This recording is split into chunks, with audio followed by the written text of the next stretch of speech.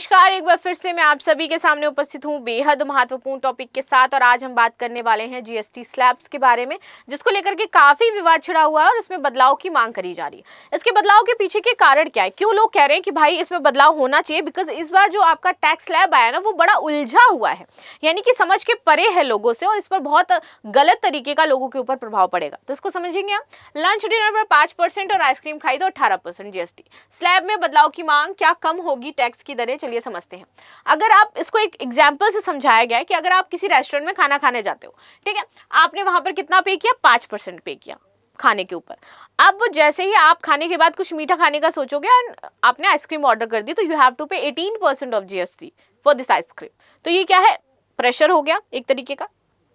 आगे आते हैं। रोटी खाओगे तो अलग आपको टैक्स लगेगा, पराठा खाओगे तो अलग टैक्स लगेगा, अलग जीएसटी आपकी लगेगी। तो ये क्या है? प्रॉब्लमेटिक होता जा रहा है कि हर सेक्शन में अलग अलग आपका टैक्स लग रहा है।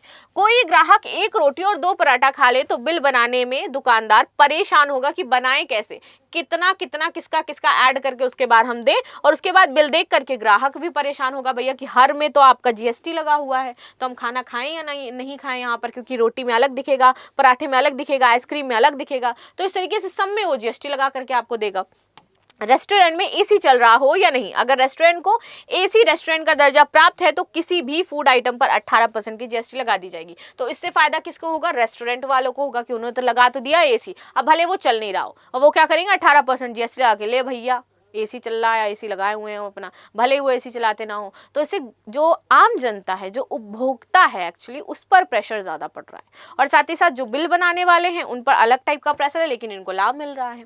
कपड़ा खरीदने जाएंगे तो 1000 रुपए से कम वालों पर आपको अलग जीएसटी देना होगा, अगर उससे ज्यादा के ऊपर जाते हो तो आपको ज्यादा पैसा लगेगा। वही है सेम फुटवियर का हाल। खुले में फूड आइटम अगर आप कुछ भी खा रहे हो तो उस पर आपको कोई टैक्स पे नहीं करना है। उसे अगर पैक्ड रूप में दे दिया जाए तो उस पर टैक्स लग जाएगा, राइट। जीएसटी में विसंगतियों के ऐसे सैकड़ों उदाहरण हैं जिसको लेकर के लोग परेशान हैं। इन भ्रांतियों की वजह से व्यापारी कई बार गलती कर बैठते हैं और उन्हें पेनल्टी या फिर अन्य रूप में खामियाजा भी भुगतना पड़ता है, क्योंकि अगर कोई जागरूक उपभोक्ता है और वो देखेगा कि थोड़ी बहुत हेरा फेरी हो रही है तो वहीं पर वो उसकी बेइज्जती कर देगा भाई। और इसके लिए हमें भी जागरूक होना पड़ेगा कि हम क्या खा रहे हैं, क्या नहीं खा रहे, उस पर कितना % जीएसटी लगने वाला है। आगे आते हैं। ग्राहक भी खुद को ठगा हुआ महसूस, और ऑफ कोर्स अगर मैं देखूंगी, मैंने रोटी खाया, देयर इज अनदर जीएसटी, मैंने पराठा खाया, देयर इज अनदर जीएसटी, मैंने स्वीट्स आइटम खाया, there is another GST. So मैं भी परेशान हो जाऊंगी, यार how can I calculate all these GSTs, all this prices. तो वो मेरे लिए प्रॉब्लमेटिक है। तो मुझे भी लगेगा यार मेरे से इतना ज्यादा पैसा ले रहे, बताओ बाहर तो नहीं खाना है, अभी घर में ही खाना है मेरे को। विशेषज्ञों का कहना है जीएसटी की इन विसंगतियों को दूर करने के साथ जीएसटी की दरों में भी कमी लाने की आवश्यकता है, जो कि आम जनता के लिए बेयरेबल नहीं है यार। एक्चुअली आपको इतना करना चाहिए कि मध्यम वर्गीय रेस्टोरेंट में जाकर के एटलीस्ट खाना खा पाए। विसंगतियों को दूर करने को लेकर के चर्चाएं हुई हैं, लेकिन जीएसटी कलेक्शन और राजनीतिक मजबूरियों की वजह से कोई भी फैसला नहीं लिया गया। जैसे कि पेट्रोलियम पदार्थों को जीएसटी के दायरे में शामिल करने पर चर्चाएं तो कई बार हुई, लेकिन हम फैसला नहीं ले पाए। 4 नहीं 3 स्लैब होने चाहिए। सबसे पहले कहा जा रहा है कि ये जो 4 स्लैब आपने बना रखे हैं, इसकी जगह आप सिर्फ 3 स्लैब कर लो। केंद्रीय अप्रत्यक्ष कर एवं सीमा शुल्क बोर्ड के पूर्व चेयरमैन है विवेक जौहरी, ये कहते हैं कि जीएसटी के लिए सबसे जरूरी है कि सभी खाद्य पदार्थों के लिए सिर्फ एक प्रकार का टैक्स ले आओ ना, एक प्रकार का स्लैब ले आओ और उसी में सबको डाल दीजिए आप। वह अन्य दरों में तार्किक बनाने की जरूरत है। 4 स्लैब 5, 12, 18 और 28 की जगह 3 स्लैब आपके बस होने चाहिए। तो 5% लगेगी, 18 लगेगी, 28 लगेगी, इस टाइप की अगर कुछ भी है तो आप उसको हटा दो।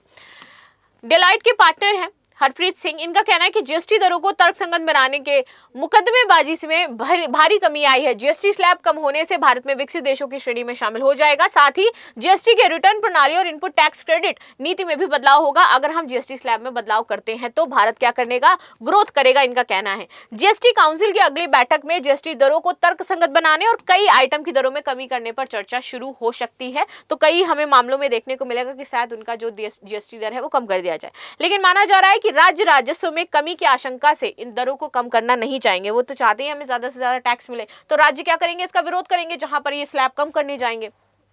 तो यहाँ पे जरूरी है कि राज्य सहयोग दे केंद्र का इन टैक्स स्लैब्स को ठीक करने में।